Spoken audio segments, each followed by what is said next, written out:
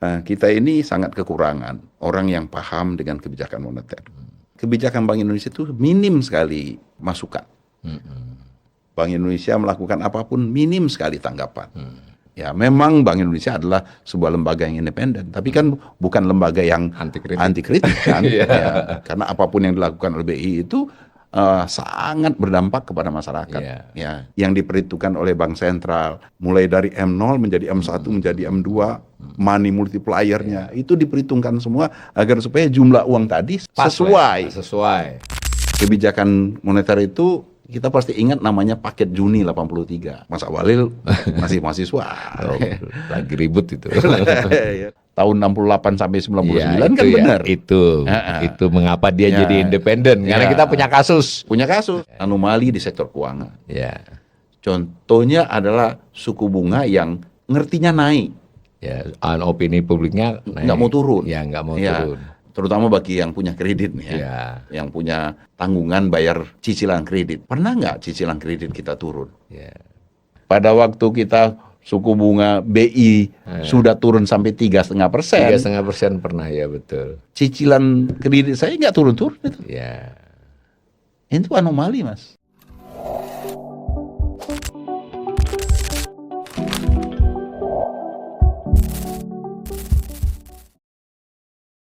Salam cerdas. Ibu, bapak, saudara-saudara yang saya hormati, sesi ngobrol ekonomi kali ini saya mendatangkan kawan saya, bahkan bisa dikatakan kawan dekat saya yang sudah lama, Bapak Dr. Peter Abdullah. Assalamualaikum Mas Peter. Waalaikumsalam, Mas Awalil. Jadi Peter ini adalah seorang ekonom. Saya kira ibu bapak sudah cukup melihatnya di media ya, televisi dan sebagainya. Dan uniknya beliau ini salah seorang ekonom yang latar belakangnya bukanlah sebagai pengajar di kampus. Kan kebanyakan ekonom pengajar di kampus, kemudian dikenal luas. Kalau Pak Peter ini aslinya sebenarnya adalah pegawai, meskipun dulu pegawai Bank Indonesia, tapi kemudian beberapa tahun yang lampau beliau sudah sepenuhnya menjadi ekonom di tanda petik. Itu di luar itu artinya melalui hal-hal lain selain di dalam birokrasi, meskipun sekarang beliau juga diamanahi untuk ikut mengawasi Bank Indonesia, istilahnya ikut mengawasi ya, ada supervisi, badan supervisi. Tapi kali ini kita datangkan beliau sebagai ekonom, bukan sebagai orang Bank Indonesia. Ini perlu kita klarifikasi sejak awal. Pendapat Mas Peter ini nanti adalah pendapat pribadi beliau sebagai ekonom dengan tanggung jawab ekonom, bukan tanggung jawab terkait lembaga manapun.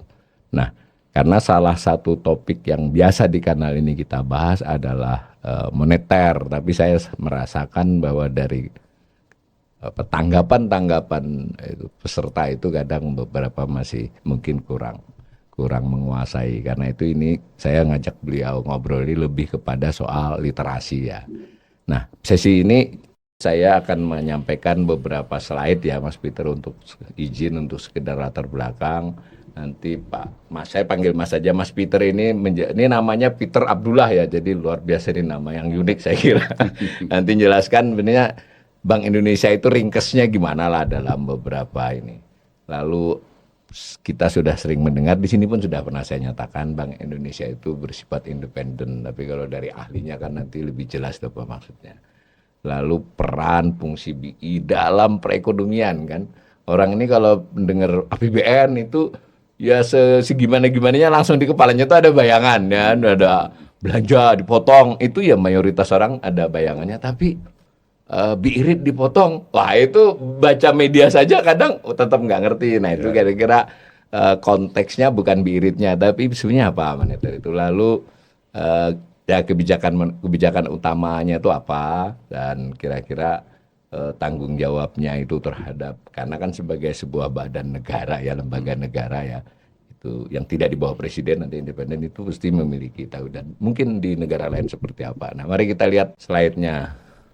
Ini Bank Indonesia bersifat independen, ada undang-undangnya, jadi bahkan ada undang-undang dasar ya, baru undang-undang, lalu next. Kemudian ada kebijakan yang kami biasa mendengar, pemirsa mendengar, itu adalah ada kebijakan moneter. Lalu ada kebijakan mereka itu adalah pernah dan masih ya, tapi dengan penjelasan baru, ada Inflation Targeting Framework (ETF). Saya kira kita bukan teknis tapi apa itu. Lalu ada fleksibilitas, lalu kita juga dengar sertifikat Bank Indonesia dulu ya. Nanti sekarang ada SRBI, lalu ada BI Rate. Nah itu kira-kira dalam konteks kebijakan tuh apa maksudnya next. Nah ini ada gambar dari buku Pak Peri Warjio ya. Tapi saya sudah cek memang dalam beberapa paparan Bank Indonesia itu kayak gini. Dengan modifikasi macam-macam. Untuk menggambarkan hubungan pemerintah, fiskal, APBN, lalu Bank Indonesia dengan fungsi moneter dan fungsi pembayarannya, lalu ada OJK seperti itu kan.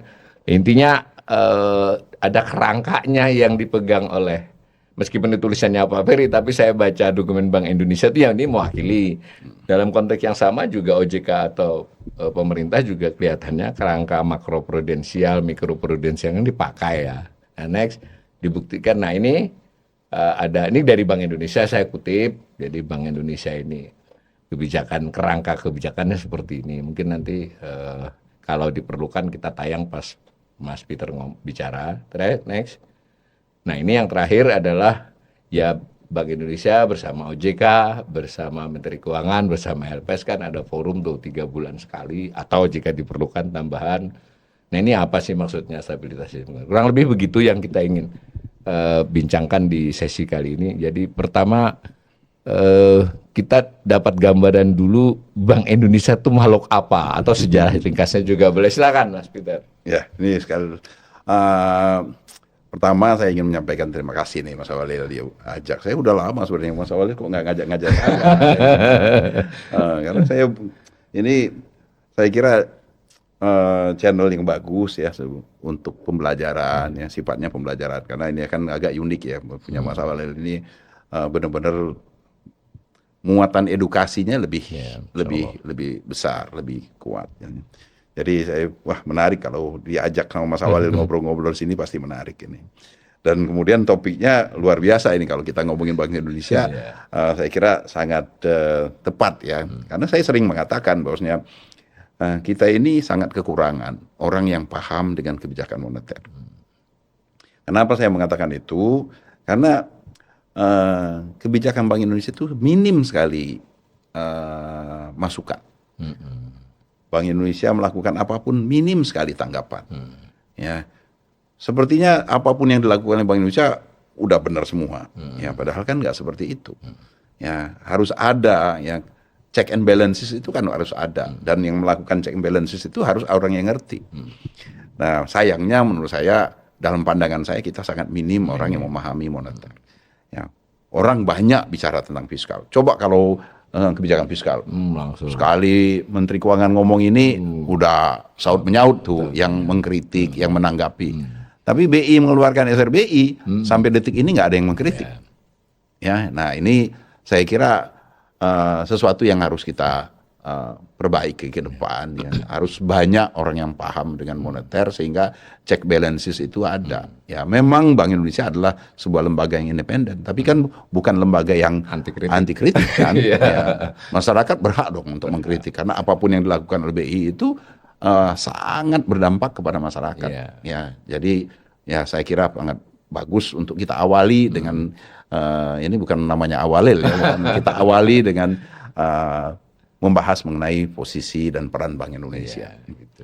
Bank Indonesia ini sebenarnya adalah sebuah otoritas ya. Kalau perekonomian kita selalu bicara tentang otoritas.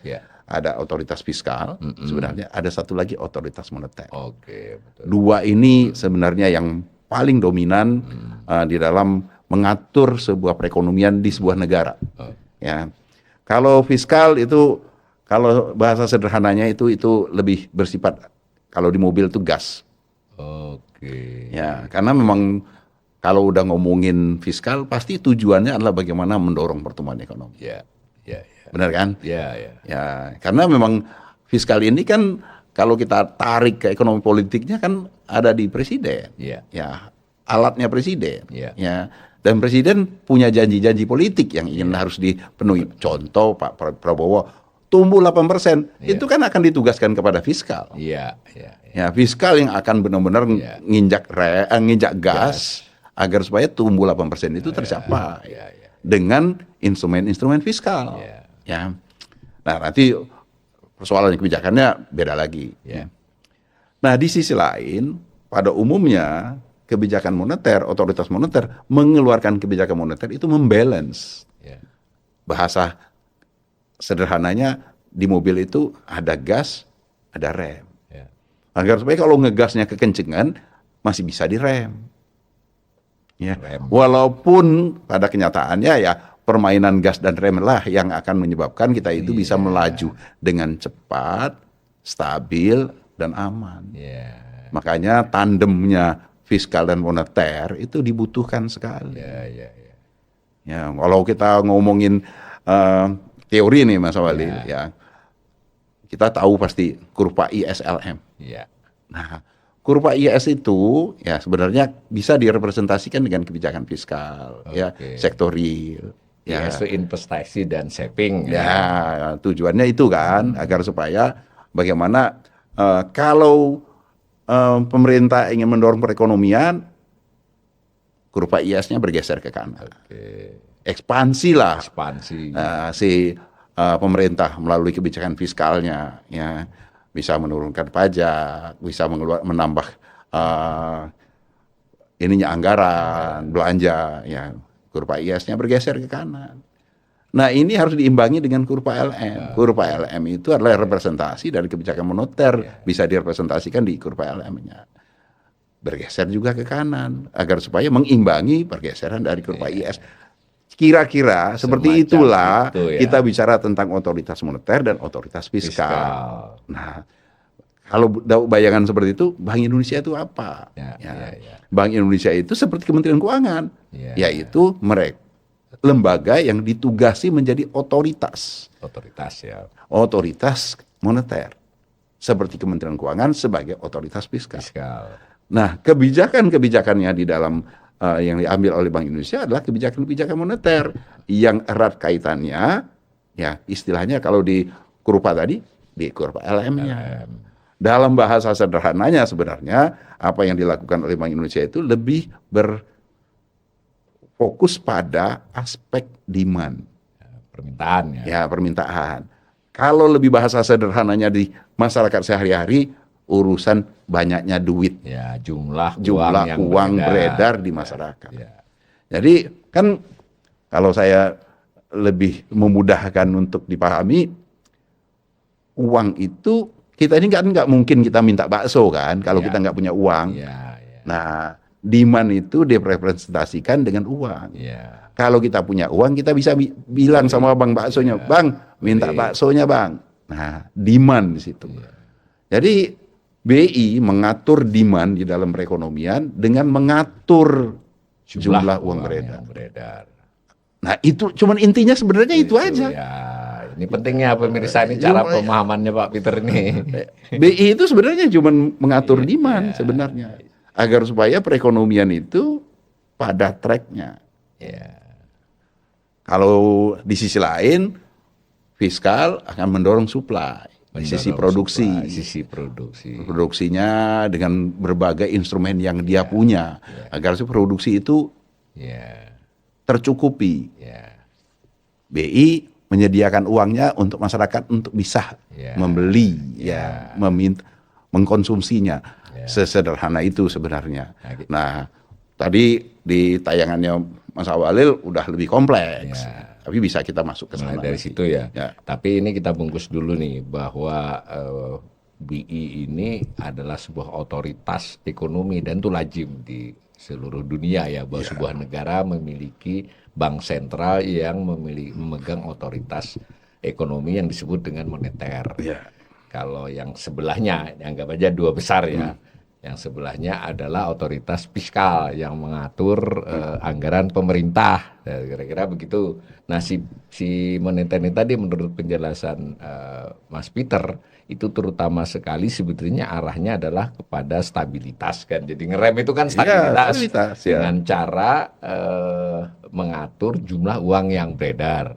Dan stabilitas yang tepat itu akan mendorong pertumbuhan ekonomi. Logikanya kan begitu ya. Logikanya sesederhana itu. Karena kalau terlalu kencang, ya bisa masuk jurang kan. Bisa masuk jurang. Nah, kalau terlalu pelan nggak sampai. Kalau terlalu pelan nggak nyampe. Nah, dalam konteks kebijakan moneter ini, kalau kita jumlah uang yang terlalu sedikit berpengaruh, terlalu banyak juga berdampak ya. Berarti kebijakan Bank Indonesia itu ya Memastikan menambah atau mengurangi sedikit atau menambah seberapa gitu. Iya, intinya sebenarnya itu, sesederhana itu. Iya. Karena ya itu tadi, kan ini berkaitan dengan stabilitas tadi. Ya, kalau uangnya terlalu banyak, ya harga uangnya akan turun. Oke. Ya, ini akan berdampak ke dalam sistem insentif dalam perekonomian. Oke. Ya, kalau jumlah uangnya terlalu sedikit, demikian juga. Ya, karena kan uang ini kan dipergunakan untuk konsumsi, dipergunakan untuk investasi. Konsumsi dan investasi. Dan konsumsi dan investasi ini berpengaruh terhadap proses produksi.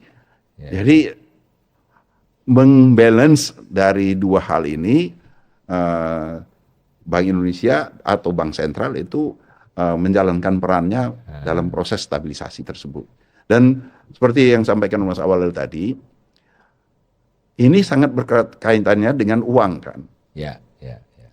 Jadi semua negara yang punya uang, ya tugas dari uang itu adalah ada di bank sentralnya. Itu tugas utama, tugas awal dari semua bank sentral. Ya, jadi bank sentral itu punya banyak fungsi, banyak tugas.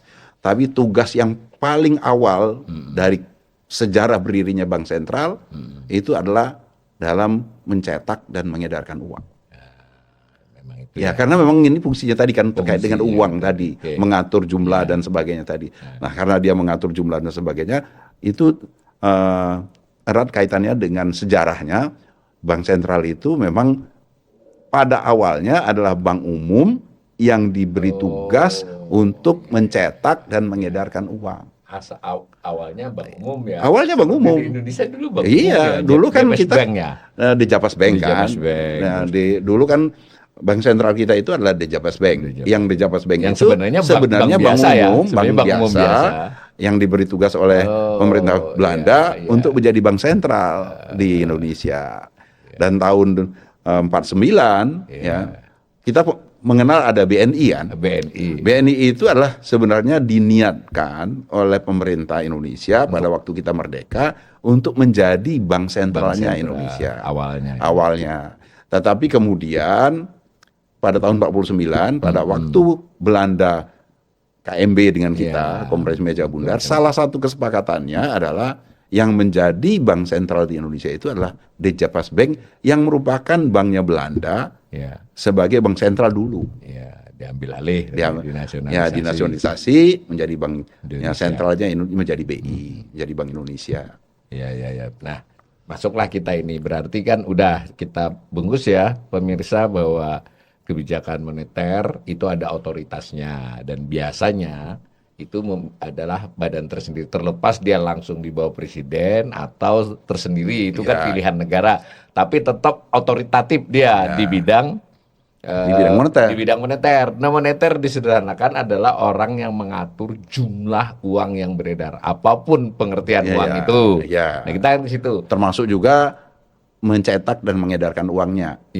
Walaupun ada bank sentral yang tidak mencetak uang. Ada juga. Ada. Contoh misalnya Timor Leste, itu kan nggak punya uang sendiri kan. Punya uang sendiri. Tapi tetap dia harus mengatur jumlah uang beredarnya kan, mengatur demand-nya. Demikian juga di negara-negara Eropa yang sekarang ini sudah kehilangan seperti Belanda. Belanda itu kan sudah tidak lagi punya golden kan. Dia kan punya euro. Nah, euro itu karena dia ikut itu, diterbitkan oleh Central Banknya Euro. Tapi bukan berarti Belanda nggak punya bank sentral. Karena dia tetap harus mengatur bagaimana mengatur kebijakan yang mengatur demand di negara Belandanya. Walaupun demandnya itu pengedaran tidak dalam arti fisik saja, pengedaran dalam arti luas. Jumlah uangnya, harga uangnya, ada harganya. Harga itu adalah bunga. Nah, ini dalam rangka dia mengatur bagaimana dengan likuiditas, kemampuan demand di dalam negerinya itu bisa sesuai dengan produksi yang ada di dalam negeri, agar supaya tingkat inflasi, stabilitas perekonomian itu bisa terjaga. Karena kalau kebanyakan uang itu masalah.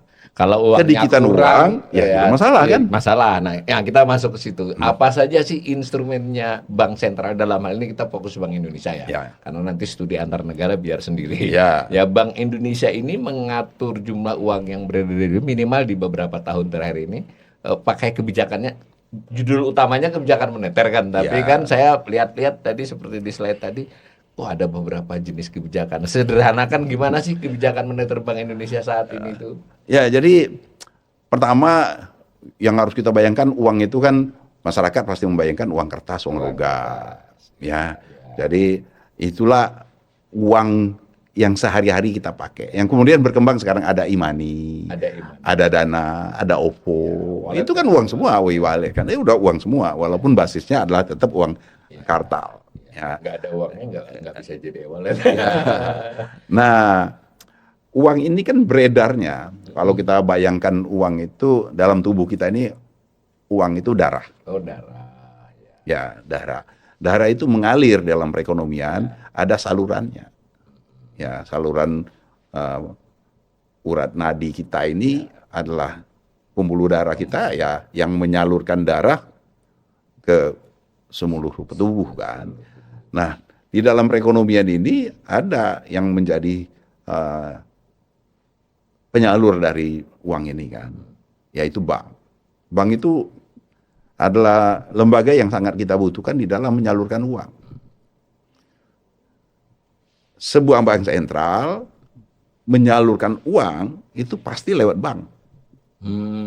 Jadi lewat bank ya. Pasti lewat bank. Bank sentralnya nggak langsung ke masyarakat. Nggak mungkin langsung ke masyarakat kan, karena masyarakat biasanya tidak punya rekening di Bank Indonesia. Ya. Yang punya rekening itu masyarakat punya rekening di bank, bank punya rekening di Bank Indonesia. Bank Indonesia Banknya sebagai bank ya, banknya bank. Banknya bank. Nah, jadi memang bagaimana BI mengatur uang jumlah uang beredar itu melalui bank.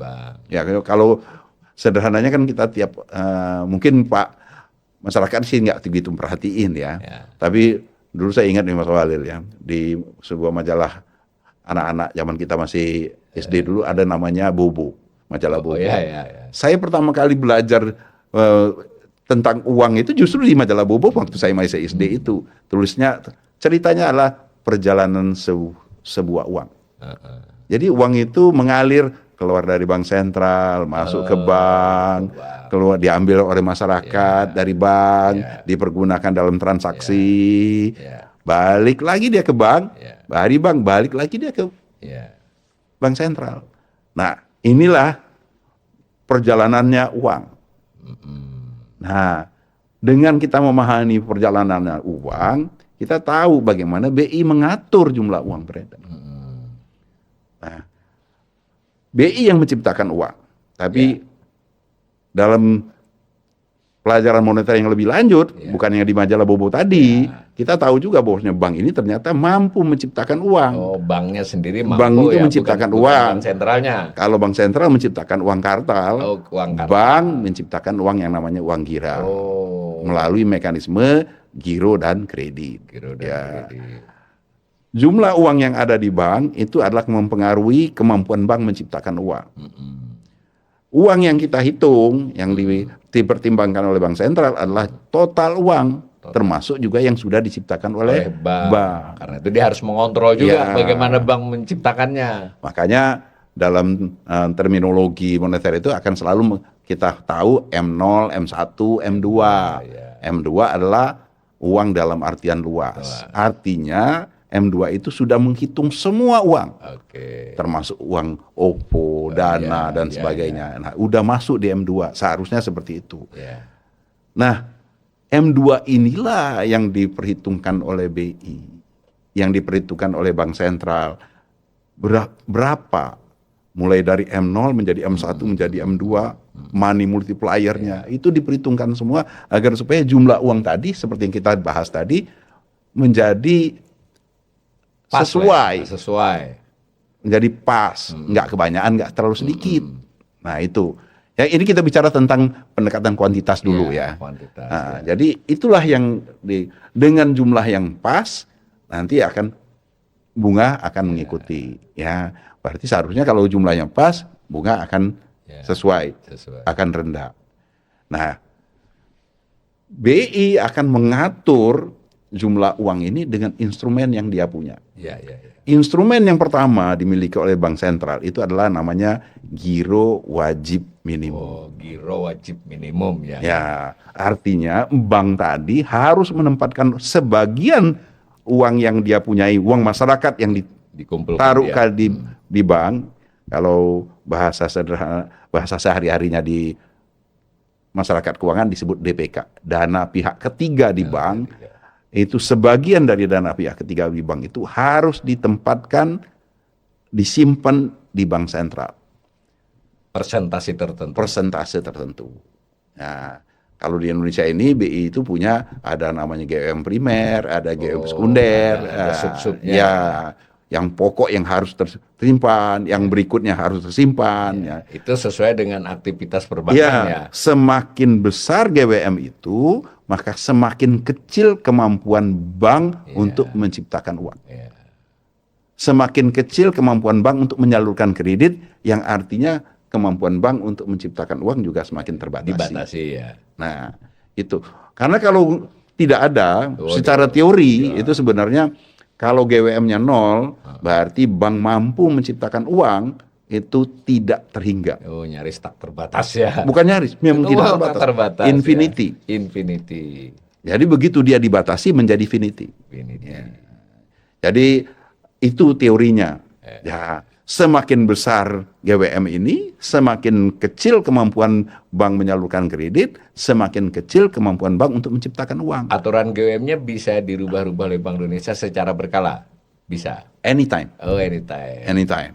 Boleh. Ya, makanya salah satu instrumen dia ya. Itu adalah instrumen kalau di sehari-harinya kita itu GWM ini kerannya. Iya, kerannya Bank Indonesia, Bank Indonesia yang utama. Ya. Mau diputer kenceng, mau diputer ini yang paling direct mempengaruhi kemampuan likuiditas. bank menciptakan uang. Likuiditas artinya ya. Mempengaruhi likuiditas. Jadi, ini aku mau banjirin likuiditas. Buka aja GWM-nya. Kecilin GWM-nya. Kecilin persentase yang ditaruhnya ya. Kan zaman dulu tuh sempat 2% ini. Iya, kecil banget itu. Pernah naik lagi jadi 15%. Nah, 5%, 8%. Nah, sekarang totalnya instrumen selain persentase ada sub-sub instrumen GWM ya. Ada sub-subnya juga. Itu ya dinamikanya aja. Tapi intinya adalah GWM itu adalah instrumen yang dipergunakan oleh Bank Indonesia untuk dia mengatur likuiditas tadi. Membatasi bank untuk menyalurkan. Berapa mau dibatasinya kan begitu bisa dilonggarkan. Nah, ini yang menarik kalau kita ngomongin secara teori ya, secara ini perlu dipahami juga. Ini secara sejarahnya kebijakan moneter itu kita pasti ingat namanya paket Juni 83. Ya, 83. Mas Awalil masih mahasiswa. Lagi ribut itu. Mengalami sekali kalau kita ya. Paket Juni 83 itu adalah cerminan bagaimana perubahan instrumen kebijakan. Perubahan paradigma kebijakan. Sebelum 83, Bank Indonesia itu mengatur jumlah uang beredar itu tidak pakai GWM. Tidak pakai tapi GWM. langsung mengatur kreditnya. Oh. Jadi dulu kan kreditnya bank itu tidak menggunakan DPK. Tapi menggunakan dana dari BI yang namanya KLBI, Kredit Likuiditas Bank Indonesia. Jadi kalau bank dulu mau ngasih pinjaman kepada nasabahnya, dia harus izin sama BI. Oh, langsung ya harus izin. Langsung izin sama BI. Bank Indonesia, aku punya nasabah mau pinjam untuk apa gitu loh. BI punya urusan kredit dulu untuk ngatur itu. Nah, inilah yang namanya direct. Kebijakan yang lebih direct, mengatur direct control ya. Ya, direct control, mengatur jumlah uang beredar dengan mengatur kredit yang disalurkan oleh bank. Bank pada waktu itu punya kuota, namanya pagu kredit. Nah, pagu kredit, bank menyalurkan kredit, setiap tahun bank itu mengajukan kepada BI, BI, aku mau menyalurkan kredit tahun ini 100 miliar. Diizinkan sama BI misalnya, enggak, kamu nggak 100 miliar. 50 miliar aja. berarti pagu kreditnya 50 miliar. Oh, ada pagunya setiap Total bank. dari semua bank itu adalah total yang diizinkan oleh BI sebagai penciptaan uang di Ciptaan bank uang. itu. Ya. Nah, tahun 83 itu diubah, pagu kredit dihilangkan. Mulailah BI menggunakan pendekatan yang berbeda, yaitu lebih mengutamakan menggunakan GWM dan instrumen bank lainnya yang bersifat yang sekarang kita sebut sebagai open market operation. Oh, itu sejarahnya operasi pasar Ya, terbuka ya. Sejarahnya mulailah dikenal namanya dulu sertifikat Bank Indonesia. Sertifikat Keluarlah Bank namanya sertifikat surat berharga pasar uang. Surat berharga Nah, pasar uang. ini adalah instrumen-instrumen yang dipergunakan oleh BI untuk ketika BI mau mengurangi jumlah uang beredar, BI mengeluarkan SBI, Sertifikat Bank Indonesia. Karena itu mengambil ya. Iya, ketika Bank Indonesia mau menambah uang beredar, dia beli surat berharga pasar uangnya atau yang diterbitkan oleh bank, Ya. BI mengeluarkan uang, Ya. surat berharga dari pasar uangnya disimpan di BI. Ini. Jadi sesederhana itu sebenarnya BI mengatur jumlah uang beredar melalui GWM, melalui operasi pasar terbuka. Nah, sekarang sih banyak sih. Banyak. Ya. Jadi asal usulnya itu adalah soal keran air. Kalau airnya adalah uang, Ya. mau dibuka kencang, mau setengah kencing. kencang, prinsipnya seperti itu.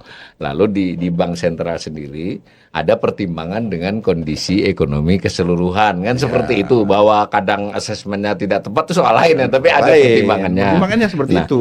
Instrumen kerannya ini yang mengalami makin canggih lah Makin ya, canggih, sesuai makin juga canggih. dengan perkembangan kemajuan teknologi, IT. ya. Jadi kalau dulu cuma, ayo banknya harus hanya boleh nyalurin segini kan, dirubah menjadi batasnya persentasi kan, bahwa asal kamu bisa ngumpulin duit segini, boleh nyalurin lebih banyak kan kalau persentase GBM, ini pun makin berkembang. Nah sampai sekarang, lalu instrumennya disebut operasi pasar terbuka yang kebijakan moneter. Saya dengar ada juga istilah standing facility itu sama nggak dengan GWM? Ya, sebenarnya sama. Oh, mirip. Intinya, Cuma ini yang karena untuk makin banyak modelnya ya. Ya, sebenarnya bukan sama dengan GWM, tapi sama dengan bagaimana BI melakukan kontraksi maupun ekspansi. Karena GWM-nya tetap ada sih ya. GWM-nya kan tetap kan, ada, cuma tapi kemudian ada instrumen tambahan yang sifatnya ekspansi maupun kontraksi. Ya, ada yang sifatnya hanya fine tuning dulu, menyesuaikan aja yang sifatnya untuk kan kadang-kadang bank juga perlu adjustment kan. Ya, jadi ini BI juga memberikan fasilitas seperti itu. Tapi mungkin yang belum terbahas oleh kita itu adalah Mas Awalil adalah ini untuk apa? Nah, tujuan Bank Indonesia itu apa? Ya, mengatur jumlah uang itu tujuannya apa? Ya kan? Bank Indonesia itu tujuannya adalah yang tadi Mas Awalil sebutkan dulu itu ada multi objektif ya. Nah, sekarang ini single objektif. Tujuannya dulu adalah Bank Indonesia yang berdasarkan Undang-Undang tahun 68, Bank Indonesia tahun 68 itu adalah menjaga nilai tukar rupiah, menjaga kestabilan rupiah ya. Kemudian ikut juga menciptakan lapangan kerja dan mendorong pertumbuhan ekonomi. Jadi multi target, multi objektif. Berdasarkan Undang-Undang BI tahun 99 itu diubah menjadi single target, single objektif. Hanya sekedar inflasi. Hanya inflasi. Ya. Tapi sekarang diubah lagi, ada undang-undang yang terbaru kan, undang P2SK.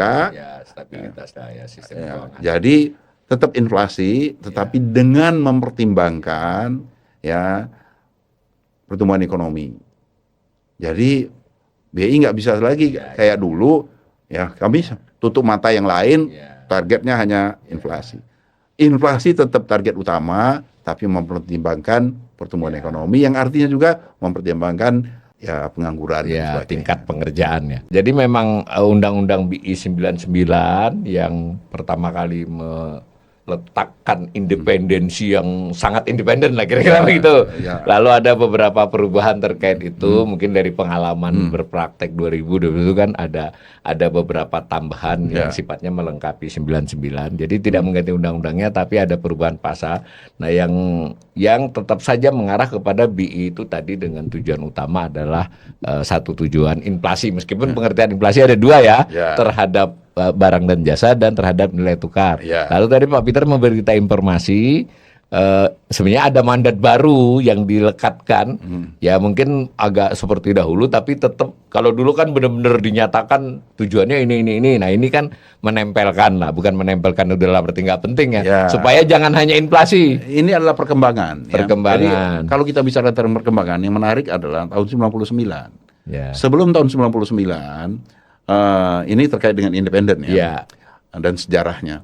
Sebelum tahun 99, berdasarkan Undang-Undang tahun 68 tersebut, posisi independensi itu terlihat di mana? Ya, Gubernur BI itu adalah pejabat pemerintah. Ya, selevel menteri. Waktu itu ya. Ya, jadi kalau kita membayangkan struktur di negara itu, legislatif, yudikatif, eksekutif kan?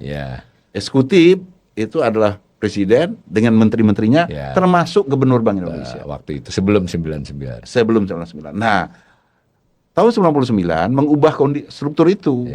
Di dalam pemerintah itu, eksekutif itu tidak ada lagi BI. Ya, arti BI di luar pemerintah. Inilah yang dimaknai sebagai independen. Tetapi karena ini sifatnya, tujuannya itu seperti terpisah, ada kritik terhadap BI setelah berjalan. Ya, setelah berjalan dari tahun 99 itu. Karena sepertinya kok BI jalan sendiri gitu loh. Dia mikir inflasi doang. Seolah-olah kan gitu. Nah, makanya keluarlah yang sekarang ini agar supaya BI ya boleh kamu fokus pada tugasmu inflasi, tapi ingat-ingat karena BI itu ada untuk perekonomian Indonesia. Jadi mungkin saya potong sedikit. Jadi seperti di kanal ini kita biasa sampaikan, kalau kita melihat perekonomian secara makro ya, namanya makroekonomi, itu ada soal pertumbuhan ekonomi, ada soal pengangguran, artinya itu tingkat pengerjaan. Ada soal inflasi ya, harga itu ya dua, barang dan jasa dan nilai tukar. Ada juga aspek keempat yaitu soal internasional ya, soal bagaimana ekspor impor. Kalau digampangkan begitu, anggap aja tiga itulah yang penting tadi. Nah karena BI seolah-olah terhadap yang dua kritik setelah berjalan, ini kan mungkin memikirkan tapi tidak berkoordinasi kan gitu. Makanya ada undang-undang baru ini. Jadi, apalagi kan dia di luar pemerintahan. Apalagi di luar pemerintahan. Nah ini penting informasi tambahan nanti biar dilengkapi Pak Peter. Jadi BI itu ini banyak yang kadang yang mungkin tidak memperhatikan, kurang tahu BI itu tidak di bawah langsung presiden ya. Jadi dia memang lembaga tinggi sendiri itu. Jadi lembaga negara tersendiri, di luar pemerintahan. Meskipun presiden terlibat ketika di dalam mengangkat dulu bahwa yang memilihnya harus presiden memilih kandidatnya, dipilih oleh DPR. Dan selama masa jabatan tertentu tuh sederhananya presiden nggak bisa mecat nih, kecuali dia ada soal hukum yang luar biasa. Jadi bukan karena presiden, jadi presiden nggak bisa mengganti tiba-tiba. Itu makna independensinya. Nah kurang lebih begitu. Jadi, Gubernur BI itu adalah pejabat negara yang tidak bisa dipecat oleh presiden. Itu berarti menyangkut Dewan Gubernur semua, bukan hanya gubernurnya kan? Yang lebih tegas lagi kalau bukan lebih serem ya. Presiden tidak bisa mengintervensi. Ya, memang ada di pasal-pasalnya itu ada di pasal-pasal. Dan kalau mengintervensi itu terancam hukuman pidana. Ya, jadi begitu ketatnya secara kedudukan hukum BI itu independensinya dilindungi.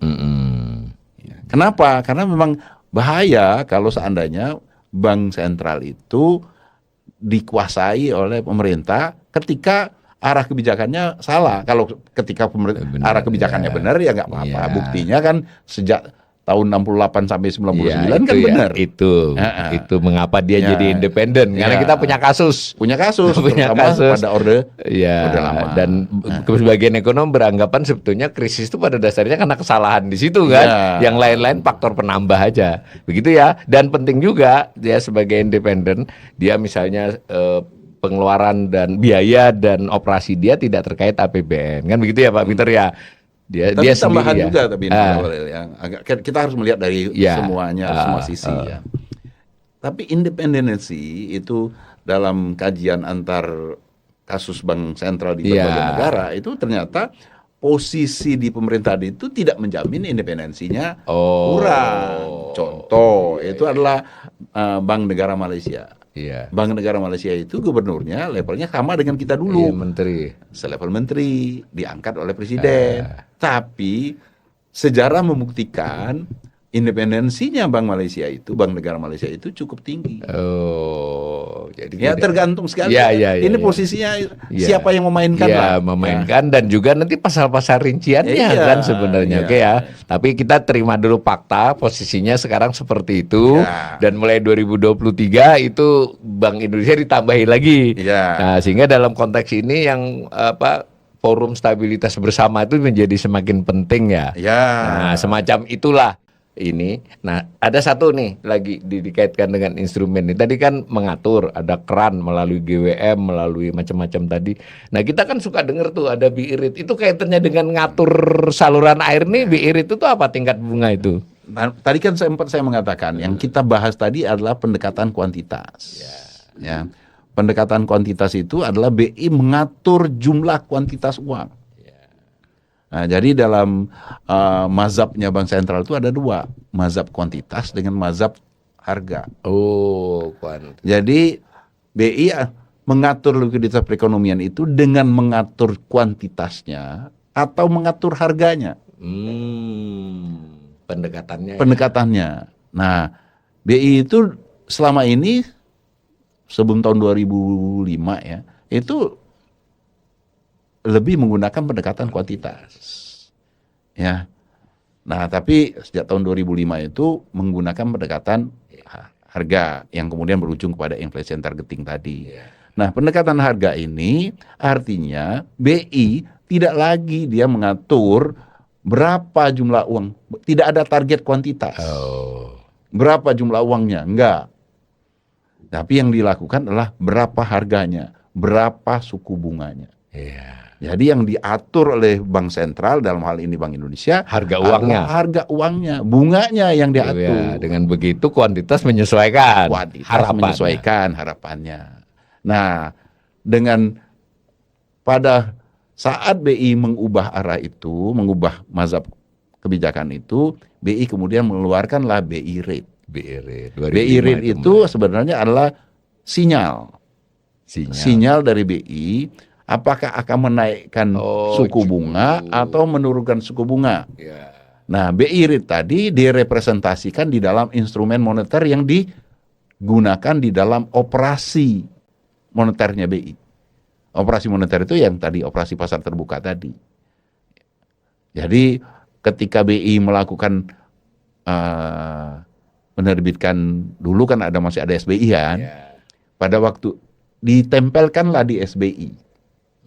BI rate tadi, BI rate tadi bagaimana Bank Indonesia mencoba untuk mengarahkan suku bunga pada level yang dia kehendaki dengan menggunakan instrumen yang dia miliki itu di dalam operasi pasar terbukanya, di dalam operasi moneter mereka.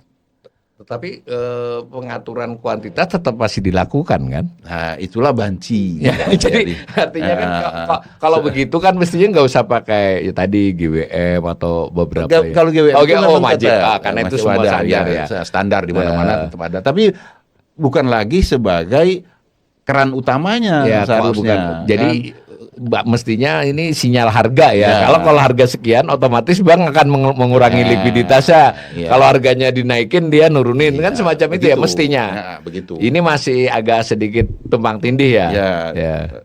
pada kenyataannya Bukan kalau tumbang tindih, ada dua instrumen yang dipakai. dalam pemahaman saya sih BI memang masih menggunakan kedua-duanya. Kedua-duanya kan kalau itu seperti itu ya. Nah, BI rate inilah yang kemudian bertransformasi, ya. Makanya dulu sempat BI rate hilang, ya. Keluarlah BI 7 days reverse repo, ya, di mana sinyal BI direpresentasikan dengan suku bunga instrumen BI yang berupa reverse repo untuk tenor 7 hari. 7 hari yang sebelumnya SBI setahun ya. Ya, yang dulu pakainya SBI yang sebulan. Sebulan ya, bukan setahun ya? Bukan. Sebulan. Sebulan ya. SBI sebulan yang dipakai. BI rate itu lebih mengacu kepada SBI 1 bulan. Kemudian keluar BI 7 days reverse repo yang lebih direpresentasikan dengan BI instrumen reverse repo yang 7 hari. Nah, sekarang udah berubah lagi kan? Balik lagi ke BI rate. Nah, BI rate, kemudian BI mengeluarkan instrumen baru. Ya, walaupun tidak disebutkan ini adalah sebagai instrumen yang representatif untuk BI rate, tapi BI keluarlah instrumen baru namanya SRBI. Walaupun mungkin representasi tetap di BI 7 days reverse repo. Jadi kita kunci dulu untuk sesi kali ini bahwa kita memiliki sebuah otoritas ekonomi ya, yang bahkan kalau secara hukum itu setara dengan pemerintahan kan, bukan setara bukan setara menteri. Bukan setara menteri, meskipun dalam praktek-prakteknya memang si Bank Indonesia ini lebih banyak berhubungan dengan Menteri Keuangan daripada Presiden secara langsung karena teknis yang dikelola. Nah, tetapi ini kita memiliki sejarah panjang. Tapi sejarah panjang Bank Sentral ya, sebagai otoritas moneter ini dalam beberapa hal ya seiring dengan di negara lain ya, mulai dari dia bank biasa yang menyalurkan uang, mencetak uang, ditunjuk sebagai bank sentral, kemudian mengalami sejarah pernah memiliki peran yang begitu besar untuk semua dia urusi meski di bawah presiden, lalu kemudian berubah menjadi independen. Tapi tiap negara agak beda-beda. Tapi tadi salah satu yang menarik adalah meskipun sekarang Bank Indonesia secara legal formal sangat independen, itu kan status hukumnya bahwa apakah Bank Indonesia itu benar-benar independen atau tidak, itu analisis ekonomi politik ya, kita serahkan pemirsa. Karena menariknya Mas Peter menyampaikan ada juga yang secara hukum seolah-olah dia bukan seolah-olah ya, tidak terlampau independen seperti Malaysia, tapi dalam kebijakannya kelihatannya cukup terjaga independensinya. Ini menjadi PR kita untuk belajar. Nah, selain itu dari perbincangan tadi kita melihat Bank Indonesia inilah yang sangat otoritatif, mau menambahi jumlah uang beredar atau mengurangi. Instrumen dia banyak, dari instrumen sederhana, bukan sederhana ya, memang itu semua dipakai bank saya, GWM namanya, dia menahan sebagian uang bank, benar kan, supaya bank tidak sepenuhnya bisa nyalurkan seluruh duit, ditambah dengan instrumen-instrumen kebijakan, misalnya dulu pernah memakai yang kaku, bank A kamu hanya boleh segini namanya kan, itu ya itu sudah tidak dipakai. Tapi kemudian instrumen-instrumen untuk misal kalau dia memberikan tadi harga kan, kalau Bank Indonesia ngasih harga tinggi, kalau bank menabung di kami, menyimpan di kami kasih bunga segini, ya itu kan menjadi insentif buat dia, ngapain saya nyalurin seluruhan, sebagian saya taruh kan, saya nangkapnya kan begitu. Nah, tetapi dengan perkembangan zaman, Bank Indonesia memiliki berbagai instrumen. Nah, itu kita bisa pahami lah. Nah, tetapi kembali justru di depan pada waktu diberi pengantar Pak Peter, kita anggap aja kita ini percayalah Bank Indonesia, gubernur dan dewan gubernur, tenaga ahlinya, itu orang-orang yang mempertimbangkan ini, mohon maaf ini kan bolehlah saya hostkan ini, demi kepentingan perekonomian. Ya tadi stabilitas dan mulai ditambahi dengan juga dia harus ngukur ini bagaimana pertumbuhan ekonomi, bagaimana pengangguran. Tapi bagaimana kami, ini saya mewakili netizen nih, kami tahu, bener nggak ini kebijakan ini, caranya publik ini paham?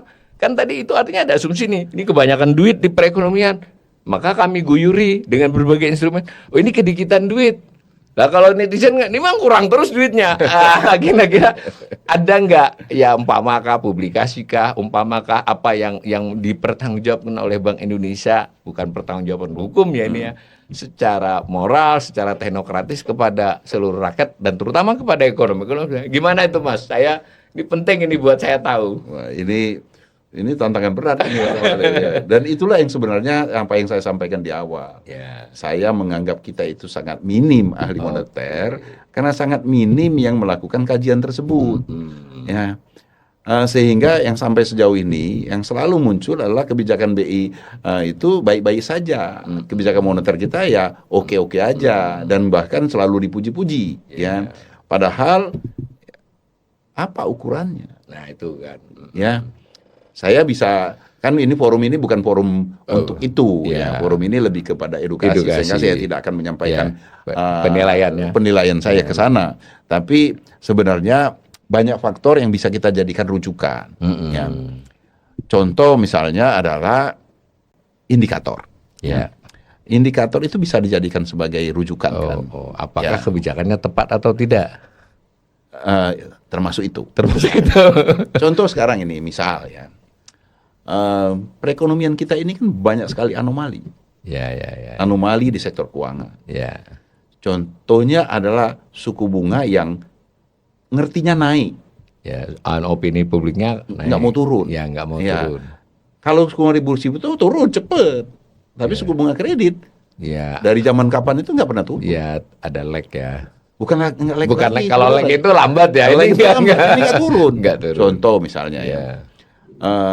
Terutama bagi yang punya kredit nih ya. Yang punya tanggungan bayar cicilan kredit. Iya. Pernah nggak cicilan kredit kita turun? Nggak pernah turun.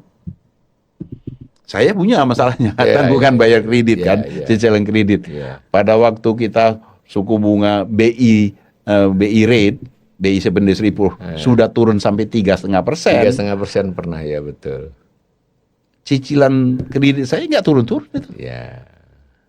Itu anomali, Mas. Ya, harusnya BI rate itu mengarahnya tadi kan sesuai teori sampean tadi, itu keren kan supaya bisa sampai sana. Kalau BI rate itu atau BI 7 days repo sudah mencapai titik terendahnya seperti itu. Artinya kan BI itu sudah sangat melonggarkan kebijakan moneter. Dan itu seharusnya sebagai suku bunga acuan seharusnya diacu. Diacu. Dan artinya tanggungan saya yang dibayarkan oleh masyarakat untuk membayar bunga kredit itu turun. Dengan demikian tujuan dari penurunan pelonggaran moneter itu tercapai, yaitu meningkatkan demand. Dengan saya membayar cicilan lebih sedikit, berarti saya punya uang yang lebih banyak untuk konsumsi. Sehingga demand nanti naik. Demand yang naik akan mendorong pertumbuhan ekonomi. Logikanya seperti itu. Tapi di Indonesia nggak terjadi. Suku bunga kita, jalur suku bunga di dalam transmisi kebijakan moneter tidak sepenuhnya berjalan. Tidak sepenuhnya berjalan. Ya, ini anomali. Contoh saja, salah satu contoh bahwa kita bagaimana cara kita mengevaluasi kebijakan moneter. Kemudian dari sisi data, data ini gampang sekali sebenarnya. Kalau kita buka di Google gampang, kita ketik semua orang bisa, ya, yaitu data rasio jumlah uang beredar terhadap perekonomian. Namanya M2 per PDB. Kalau kita ketik di Google search, itu ketik aja M2 GDP ratio. Itu akan keluar link untuk masuk ke datanya World Bank. Dan di situ akan muncul data semua negara.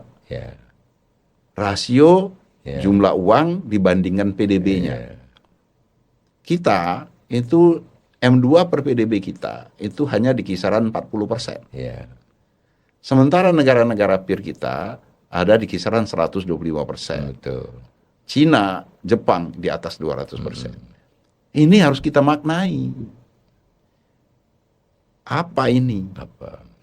Demikian juga dengan kalau kita bicara tentang loan to GDP ratio. Demikian juga. LDR. Yang kalau saya menyebutnya indikasi bahwasanya likuiditas kita kering.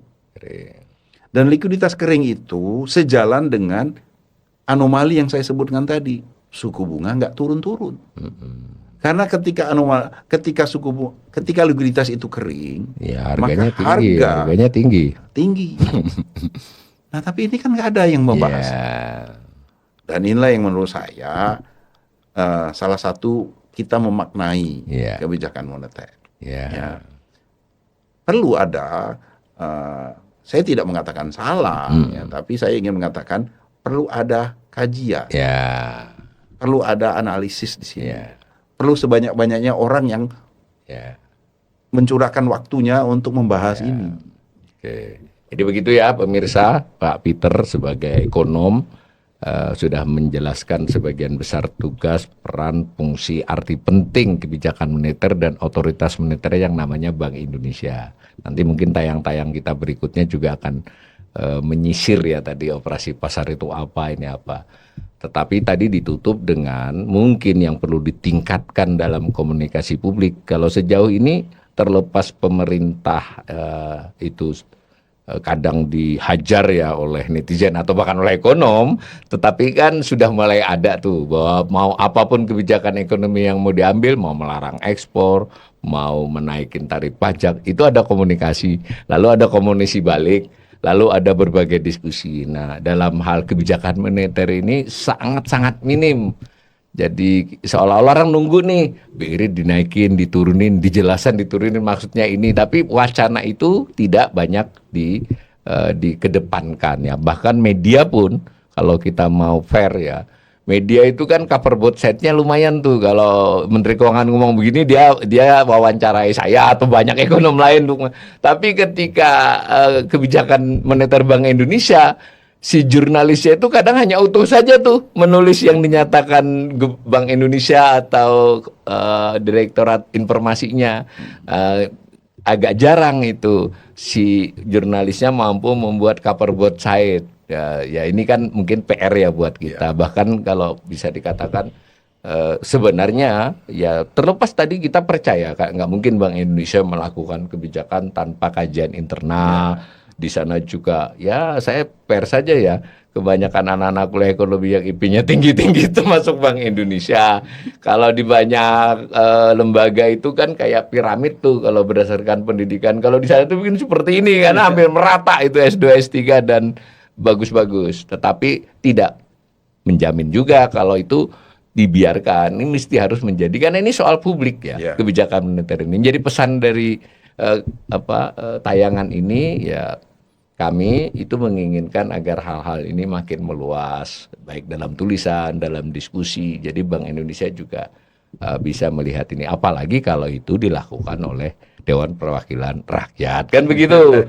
Jadi DPR mungkin harus rajin mengundang para ekonom atau pelaku juga, karena kan tidak harus ekonom tuh, bisa bankir, bisa apa, untuk ditanyakan oleh mereka. Kira-kira pesan begitu. Demikian untuk sesi kali ini. Tapi kanal saya sudah mulai ngomong, perhatiin nggak? Kanal saya ngomong moneter makin banyak. Ya, edukasi lagi. Itu isu yang sangat jarang pisang tadi dulu biar isu yang sangat jarang diangkat. Biasanya kami juga ngobrol begini, Mar, cuma bedanya ini direkam. Ya kan? Udah obrolan dari zaman kapan ini?